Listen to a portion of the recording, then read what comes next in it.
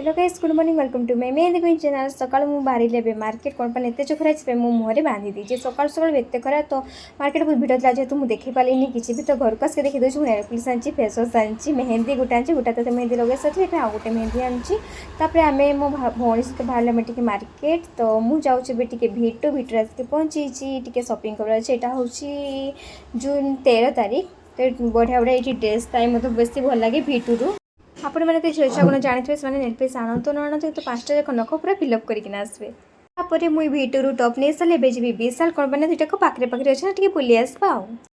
Dress किनला जितके आमको दुख लगे से दुख लगे बिल काउंटर काढ़ी आम पोस्ट पैसाटा दू।